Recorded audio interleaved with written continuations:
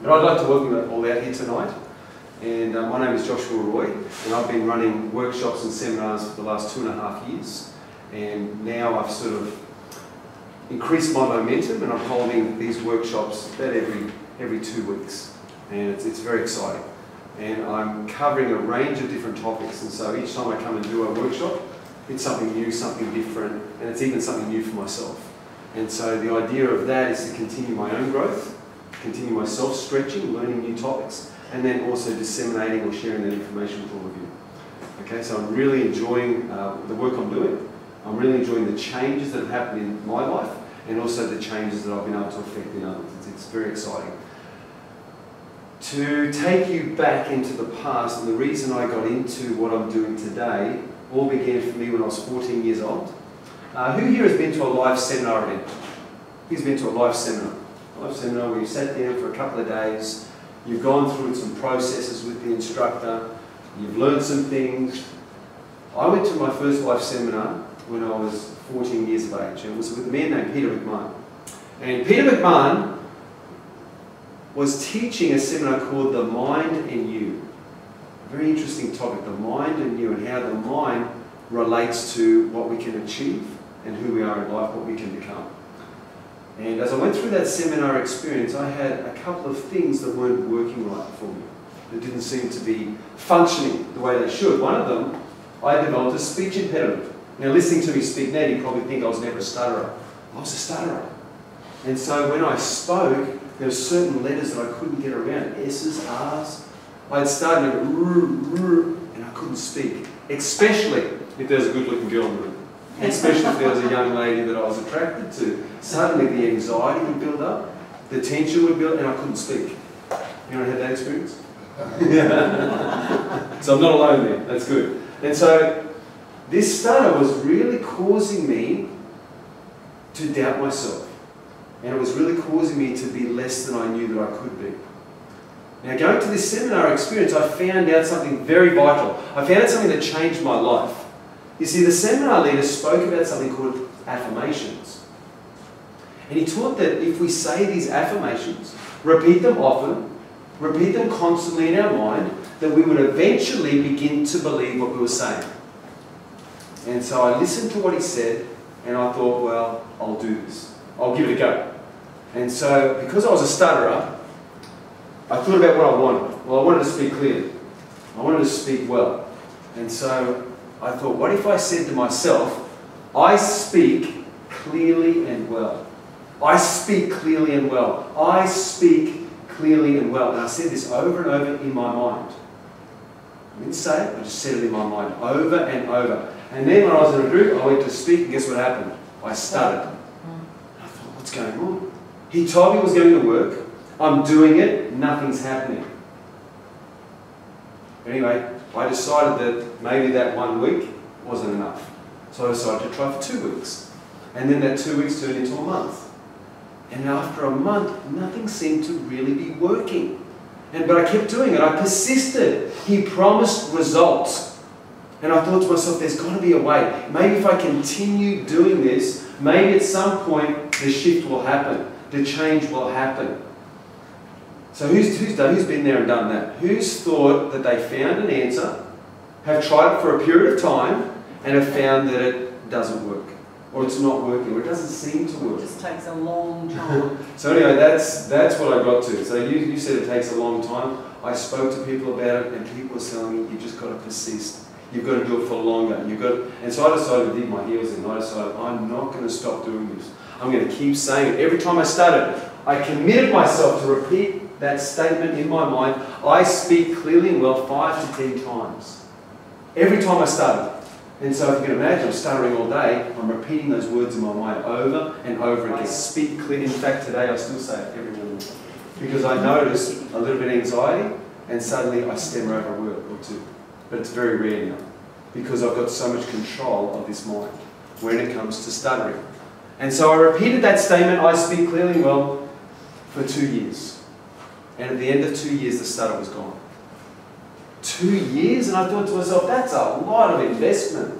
That's a huge amount of time. Every time I stuttered, I was repeating it 5 to 10 times. That's a huge amount of investment. And I thought to myself, is there a faster way?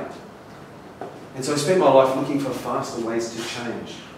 In 2015, I attended a seminar in Sydney with the one and only Tony Robbins. Who's heard of Tony? Tony Robbins. I went down there and I found out that affirmations are the slow way to change. I didn't know that. I thought that affirmations were the be all and end all. That's what worked for me in the past. And these affirmations made sense. That when you repeat something over and over in your mind, you eventually begin to believe it. And it's true. It worked. It took me 2 years. I got rid of my startup. There had to be a faster way. So anyway, Tony Robbins taught that if you can impact the reptilian complex, you can change that fast. Immediately. And he had me, I was hooked. I was like, what? You're saying that I spent 2 years doing this, but I could have done it in one stroke, one click of the fingers. I could have done it. I could have changed immediately. And then I said, I want to know how. How do I do that? And that has been my study for the last couple of years, because I did change. And I'm going to share that with you tonight. Does that sound good? Yeah. Who would like to know how to change something in your life, a bad habit, even an addiction? Something that you can't, you feel like you can't stop doing. How would you like to be able to change it? Yeah. And quick. Now, does everyone know here that we have 3 brains, not just one? We're aware of that? We have 3 brains. There are 3 brains.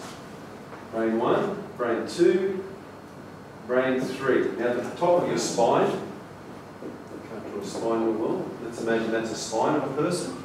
Centered right at the top of this is a small brain called the reptilian complex. What's it called? Reptilian complex. Reptilian complex, that's it.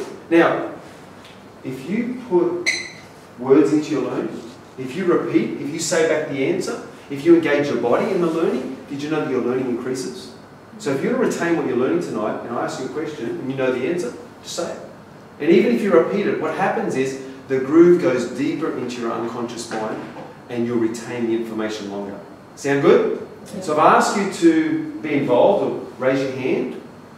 If you've had this experience or that experience, just raise your hand. Put it up there. The more you put actions into what you're doing, the deeper this will go into your unconscious mind.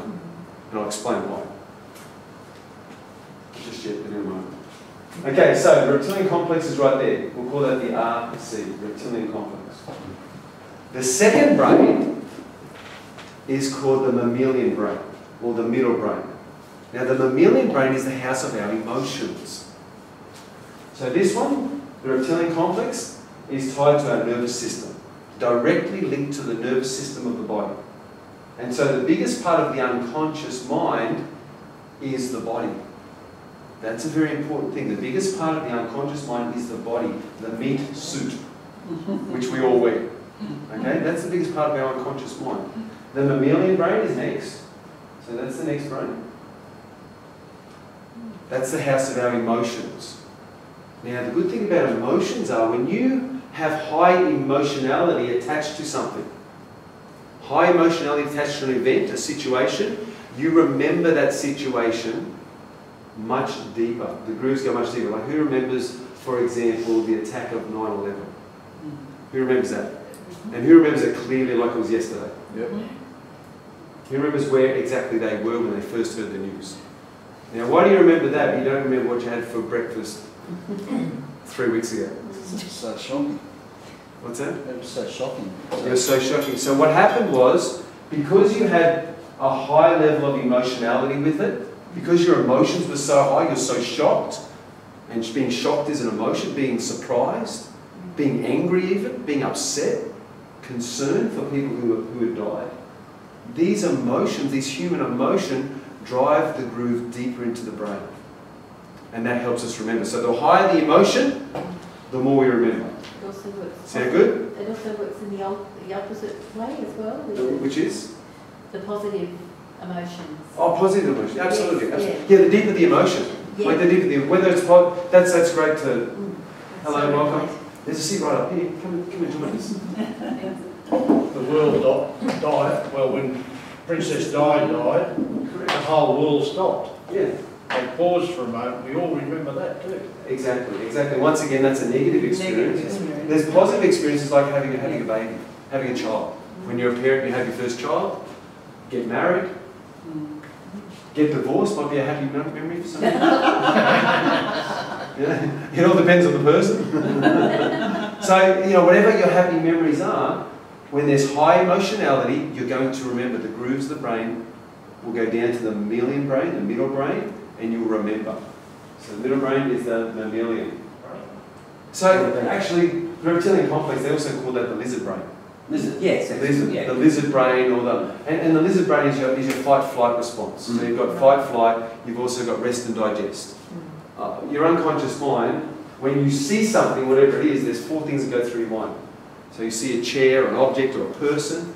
The 4 things you think are, is this a threat? That's a threat. You don't think this consciously, this is all happening below the surface. So the first thought is it a threat? And if it's a threat, should I attack it or should I run from it? That's the first thought. Next thought is, should I have sex with it? Last thought, should I eat it? Appetite and sexual desire. That's it. That's what the lizard brain does. That's the reptilian complex. That's the 4 things. And we do that everywhere where we go. And this is all unconscious. We're not even aware of these thoughts. But they're happening. They're happening below the surface. So we're unconsciously making these assessments. All the time. Okay, but that's the reptilian complex. The mammalian brain is the middle brain, which is talking about the emotions. And the last brain, finally, we have the neocortex, which is our rational thinking, also lying brain. Now, why would I call it the lying brain? Because it lies to you constantly. That's what your brain does. Your brain is constantly lying to anyone. And so what we do is we show this self to everyone else, which is actually a mask, which actually hides the true self or the real self. And so that's the way we walk around. So we project perhaps happiness or joy, or that we've got it all together, but sometimes deep down inside, there's some problems, there's some turmoil, there's inner conflict. There's things happening below the surface. Okay, and also above the surface, in our conscious mind and our unconscious. So that's interesting what was said about like godly brain. Is there such a thing as... Well, that's what the next one is. The neocortex, there's actually a little part of the neocortex right at the front, and that's what they call that. Something like that. It's like the third eye, that type of thing where we can, so you're spot on. So the neocortex, that's the new brain, they call it, which develops as we go through our teenage years into adulthood. And that's where this new brain begins to take over. And it's not fully formed in teenagers, that's why teenagers make the choices they do, because this neocortex, this rational thinking brain, isn't as formed. No. And so they need some guidance through that period of their life. Okay, make sense? Yeah. Okay, so that's the brain. So, the 3 parts are RC, reptilian complex, mammalian, and the last one is neocortex. And these are our 3 brains. Now, how does most learning happen? How does most change happen? How do people think that they're going to get the changes in their life? Here's how most people do it. They go and buy the book that has the secret. The how-to book. And so they get this book called The Secret, and they get this book, and then they read it. And when you read this book, all the information goes into the neocortex. Now, what do? We look at it and we read it and we go, I've read this book, but my life still isn't changing. Why is it not changing? How do I get this book to go from my head to my heart? From the neocortex, the rational thinking line brain, to the mammalian brain, to the emotion. How do I get it to the emotion center of the body? And so people don't know. And so that's the big secret, is how do we get it to travel from one to the other? How do we get it so that we actually feel it in our body? So it actually becomes part of who we are. Now what happens is when information is passed from the neocortex to the mammalian brain, from the rational thinking brain to the emotional brain, what happens is information is distorted, deleted, and generalized. It's distorted, deleted, and generalized. And so the picture we get in this mammalian brain isn't the same picture we started out with. It's suddenly changed. It's different. Is that because of perception? Our perception? Our perception, all sorts of things. Emotion. Information is just lost. Oh. Information's gone. So here we are trying to make this work in our life. Whoever put that book, The Secret, or watched the video, The Secret. You think positive and things will begin showing up. And that's true. That is very true, and the secret is real. But how do we get it from the head to the heart? And this is the big challenge. Now, if something happens in your head, it can take up to 2 years to make the change, just like my stuttering. If it's in your head, it still works. It's still a way of getting progress. It's still a way of changing. It's still a way of making things work in your life. But it's the slowest way. It's the slowest way possible. You see, if you can take a bit of information and then you can feel the information, you can get really connected to it emotionally. What you've done is you've tied the information now here. You've tied it to your emotional base. You've tied it to your It's emotions. like remembering music. Yes. Songs. Yes, you're You love the singing and you're songs. feeling happy.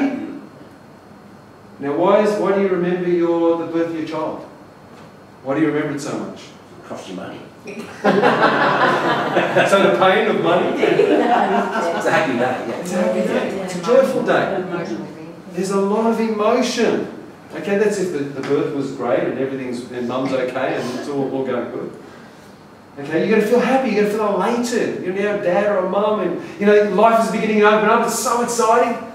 You're holding that new baby for the first time and there's a flood of emotions running through your body and so you remember it.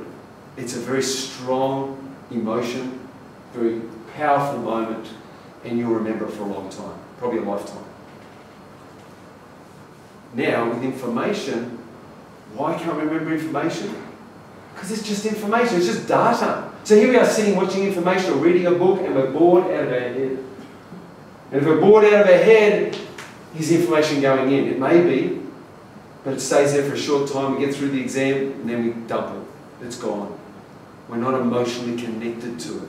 A really good book that grabs you and Yes. your emotions And you involved. feel. That's Yes. what you remember. Who's read a book like that? Yeah. Who's read a book that Yeah. absolutely moved them, changed them? It was just amazing because you felt it. Okay, now that's a much faster way to change, but this is the fastest way to change. I'll explain how this works. A man goes to us on a safari over in Africa. And as he goes on this safari, he's walking along outside the encampment and suddenly he meets a tiger on the trail. What happens? Suddenly he meets a tiger. Remember those responses? Fight, flight? Or the He goes answer. straight into panic mode. And how instant is it? Straight off. Is it before he even recognises he's seen a tiger? Yep. Which comes first? Recognise it, then panic? Or panic, then recognise it? Which one's first? It's hard to tell. Panic first. It's actually the panic first. So what happens is it's faster than the neocortex. The reptilian complex is instant. It's instant. Okay, this is where all instant change happens, in the reptilian complex. So if you're going to change instantly, this is how it's done. So you see this tiger and suddenly it's this big rush through your body. And what happens? Fear. Okay, because we know that a tiger's jaws are pretty good. A tiger can outrun a man, no problem, or a woman. So suddenly it's this fear, this panic. And here we are in this situation. Now, it just so happened in this case that there was a hunter beside him, and the hunter stepped out with a gun and aimed it at the tiger, and the tiger turned around and ran off. Because now I'm outnumbered. There's a couple of people there. Maybe the tiger recognised the gun, maybe it heard a gun before, and the tiger's taken off.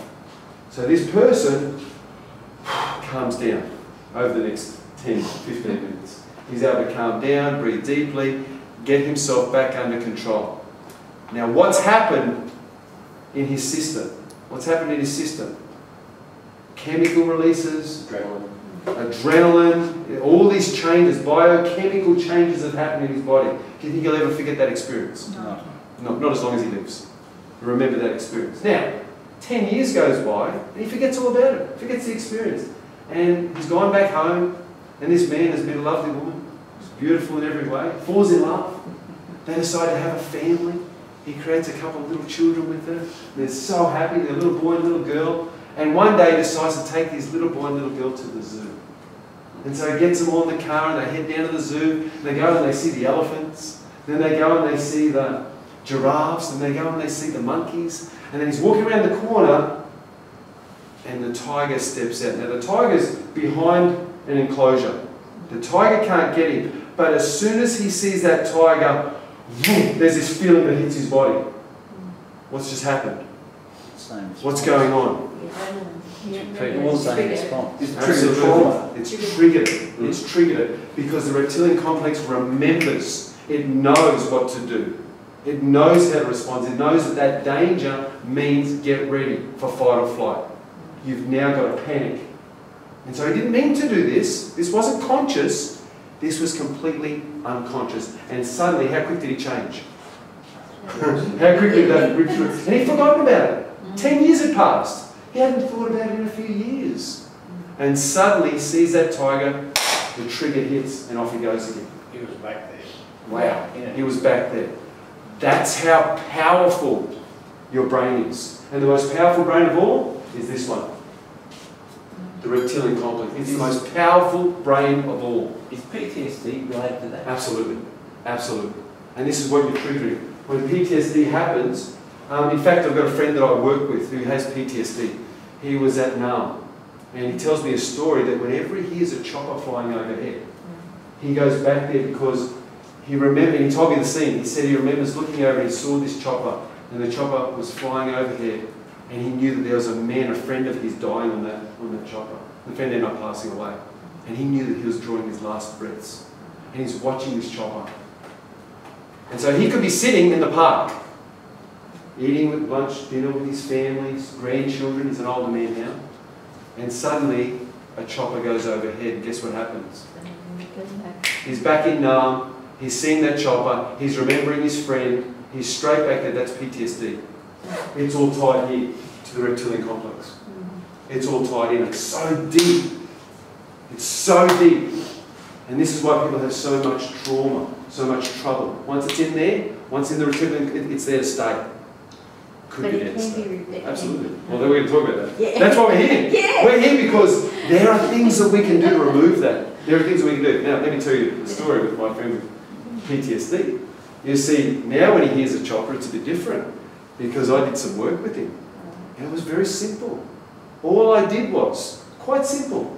I just said, get that chopper, you remember, how far away from you was that chopper? And he described it. I said, what I want you to do is push it out about 1 kilometre away. Just push that vision of that chopper out 1 kilometre. And so push it out in his mind, using his mind to push it out. I said, now see the chopper flying over. Does that have any impact on you? Are you feeling it? He said, no. I said, great. Now, I want you to imagine there's a chopper flying overhead, but when you see the image of your friend, push it several kilometres away in your mind and see it flying overhead. And so we practiced it. We practiced it together. So I said, now just imagine there's a chopper flying overhead. Hear the sound of the chopper. Now imagine seeing the chopper several kilometres away. Push it away and see, what am I doing? What am I doing? I'm taking a situation that's right here. It's right here in his brain, and I'm pushing it away. And guess what happens when you push a situation away spatially? The emotion of it is lessened. The emotion of it is reduced. And by doing that simple trick, guess what? He can hear a chopper now, and he doesn't go back there. Something happened. Something was able to change this programming. Now, if we can program and get somebody to get rid of something, can we program it to help somebody take on something new? Help somebody overcome an addiction, a habit, or to create a new positive habit? Absolutely. We can use the same thing. The reptilian complex is so powerful. It's the most powerful brain of all. I want you to get that this thing is unbelievable. And when we know what to do to get the unconscious mind involved in the learning process, we can learn virtually anything. And we can learn it rapidly, much faster than we could otherwise. Okay, accelerated learning we're talking about. Any questions? Does that sound good? Yeah. Interesting. Is this fun? Yes. Yeah. It's good to know, isn't it? This is life-changing. When I found out about this, when I found out that change didn't have to take 2 years, that it could happen in an instant. There might be some work to prepare for the change, but when you change, you can go, click, I decide, change. Now, once you've changed, once you've got that change, is it possible that you can revert to where you were before? Is that possible?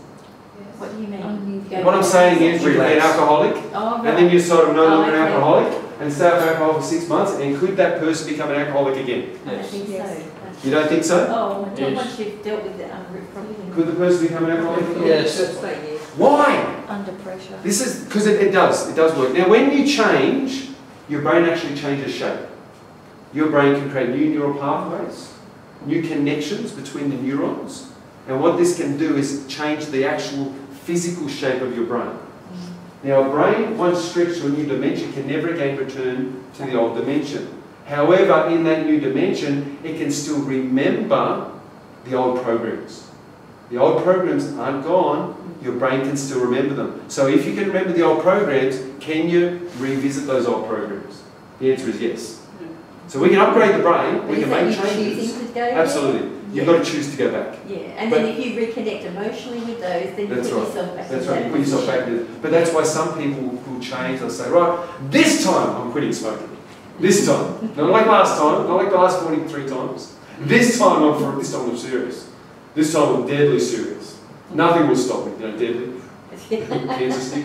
Deadly serious, right? Yeah. And so somebody can change and somebody can revert. Somebody can change and somebody can revert. Now why? I'll explain it. There's only one thing your brain does that is greater than the need to survive. Do you know what it is? Because your brain is built for survival. You meet the tiger on the track, your brain kicks into gear, boom, you've suddenly got this adrenaline boost. You're either going to attack it or you're going to run away. You're going to outrun it.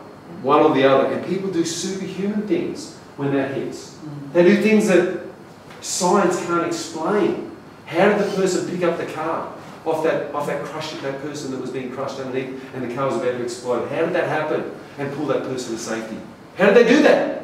There was this adrenaline that hit their body, okay, beyond their own strength. How did they do it? They got this like superhuman burst of strength or energy. So there's one thing that's greater than the need to survive. Anyone know what that is? One thing that's greater than that, because your brain is built for survival. It's not designed to make you happy. That's one of the challenges in life. Your brain is not designed to make you happy. Its first function, its primary function, is survival. And that's what your brain does. It's incredible. Okay, so everyone understand that? The brain's there to make it survive. So what's stronger than needed for survival? What does the brain do even better than that? Anyone know? I can only think of love, but Really, yes, Programming or Thinking, programming. I was just, I'll tell you. what is it? It's actually familiarity. Familiarity is stronger than the need to survive. Your brain will continue to do that which is familiar. You asked why change is so hard earlier? Yeah. That's why. Yeah. That's why change is Makes so sense. hard. Change is so hard because your brain is programmed with what's familiar. And if you found a way to meet a need, your brain will continue to do it indefinitely. And when you fight it, when you try to change it, it says, no, this is working. We're still alive. It's working. Keep doing it. Is that like comfortable or being Absolutely. in the comfort zone? Comfort zone could be there. It's just familiarity. Your brain. That's why when you change someone, they can go back to the old ways because we go back to what's familiar. That's what change is so difficult. That's why change is so difficult. Now, interesting stuff. Yeah. Absolutely. All right, let's change gears for a moment. Is the familiarity linked with the survival? So whatever has been working so far, no matter how new it is, as long as it's familiar, it Yes. keeps on doing it. Yes, as long as it's So you familiar. cannot distinguish between better survival That's and exactly survival right. is. But It's if not it designed to has make been it happen. working, Yeah. alright. Is that making sense? Yeah. When you start looking at your life, you go, that's why. Yeah, makes sense. It makes sense, doesn't it? And so when you try to change, you go, I get it. It's familiarity, then it's survival. And then happiness is way over there somewhere. You go, what? So I've got to work through this, work through that, then get to happiness? Okay, but happiness is your job. We'll talk about that as well, how we can create happiness. Because we can take control of this. So tonight's talk is about taking control of your own conscious mind. But I want to tell you, I want to shift gears a little bit and create a little bit of humour, a little bit of fun. Let's have a good time together tonight. All right, so I want to tell a couple of little jokes, I guess. And the first one is, I want you to think about this. What will you be remembered for? What will you be remembered for? There was a funeral being held. There was an elderly gentleman that had died. And there's a huge amount of people turned up to this funeral, huge amount, there's 6 people.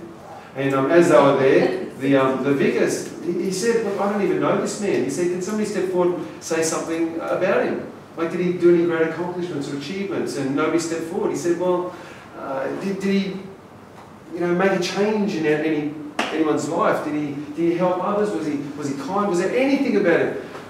And then finally he just says, can somebody say anything positive about him? And then one man stepped forward and said, well, he wasn't as bad as his brother.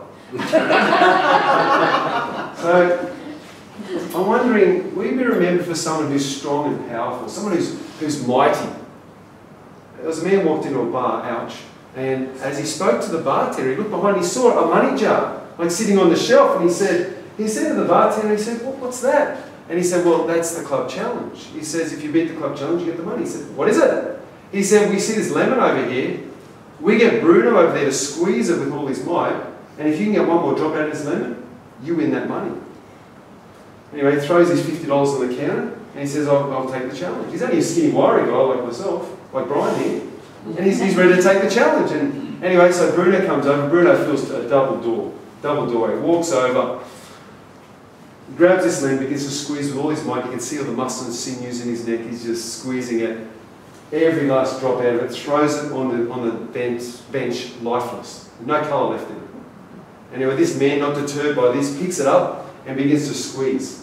And he squeezes with all his might. He's only a skinny little fellow, but he's squeezing hard. And suddenly a drop falls out, followed by a second, third, fourth, fifth, 6 drops. The crowd is gathered around. Everyone's like cheering. Like, this hasn't been done since 1973, Chuck Norris. And so, as they're looking at this, they're saying, who are you?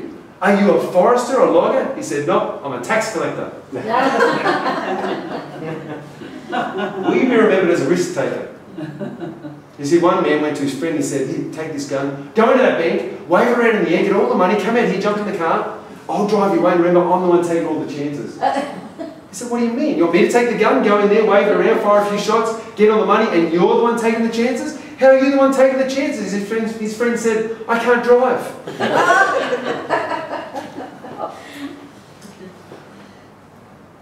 I'm wondering, will you be remembered as someone who is fit and healthy? Someone who's strong. Like one person said he does 10 push-ups or 10 sit-ups every morning.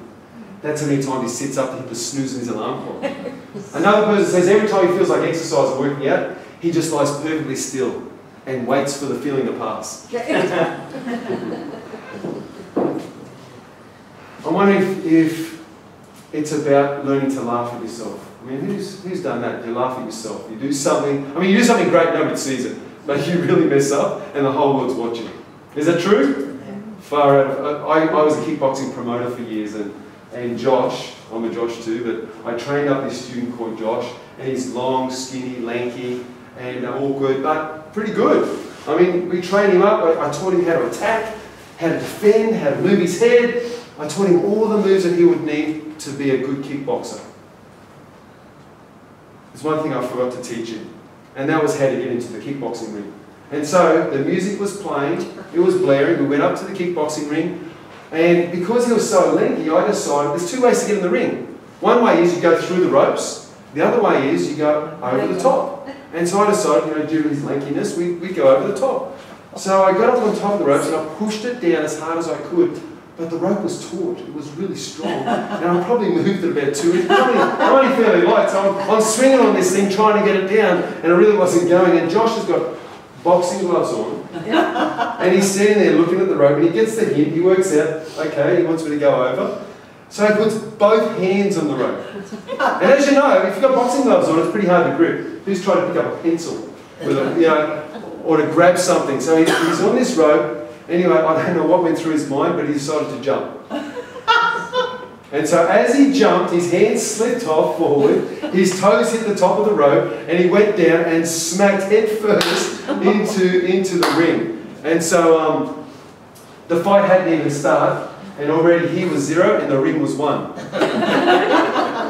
Anyway, he rolled over, he stood up, and the funny thing is, I've heard crowds cheer before, and I've also heard crowds laugh before. but I've never ever heard the crowd cheering and laughing as loud as they could at the same time. And that's exactly what happened here. In fact, it woke the whole night up. It was so much fun. Anyway, he stood up and bless his heart, he was laughing along with everyone else. That was great. And he fought a good fight. He didn't win the fight, but he fought a good fight.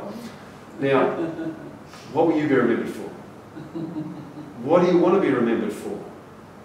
Is there anything that really tickles your fancy that you want to be remembered for? Let's move on, because I want to tell you about a power plant. We're going to change gears again.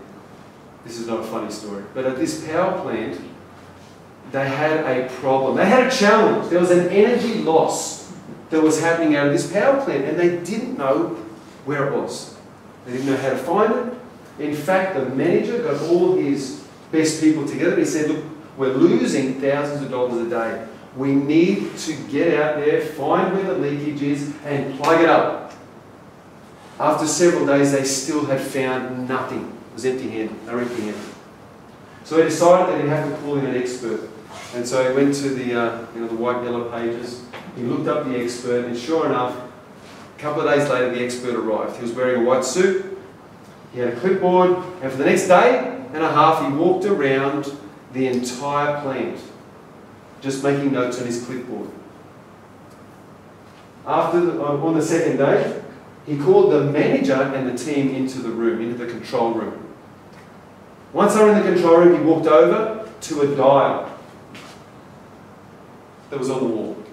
And he walked over to the dial and he said, there's your problem. He said, find out what machine is hooked up to this dial. Replace it and the problem will be solved. He jumped back on his plane and took off.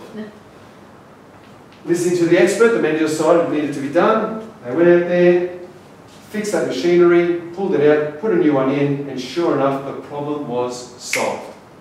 That's not the end of the story, because it was only a few days later when he received an invoice for services rendered. And this invoice came to $25,000. And as he looked at that, he said, what on earth? $25,000? Walked around in a suit, took a few notes, drew one X on a dial, and he wants $25,000, so he was a bit angry. He was a bit upset, as you can imagine. So he wrote back to the company and said, could you please itemise the bill? A couple of days later, he received the itemised bill. It had two headings. The first heading was, drawing X on dial, $1. $1. That's all that was worth. But then he said this, and this is what's most interesting.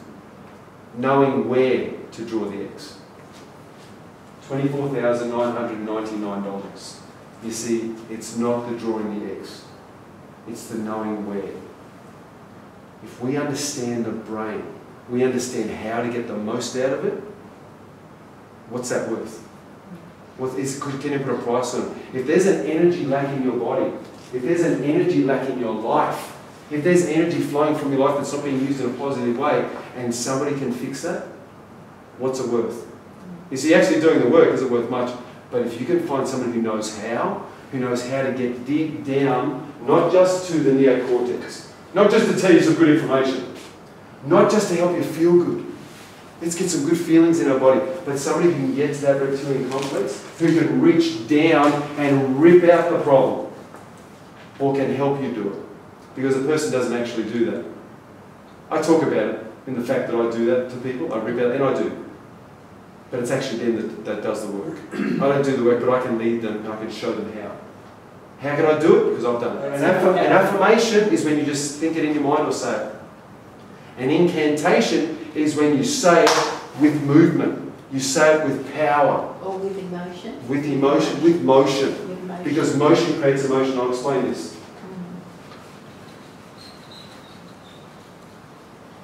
He's learning. He's learning some good stuff. Interesting? Excellent. Let's keep going.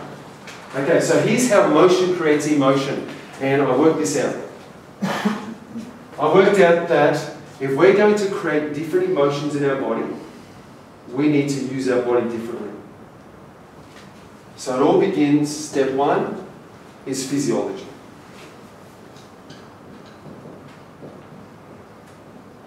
Physiology. Surgeons nowadays have learnt that the way you stand can impact how much confidence you have when performing an operation. So if you're slumped over, and so here's what they do. Before they do an operation, they'll actually go into either the Superman pose, or one of these ones. And when you do this, you can increase the testosterone in your body by 20%. Holding a pose, a power pose they call it, for just 2 minutes can increase the testosterone in your body by 20%.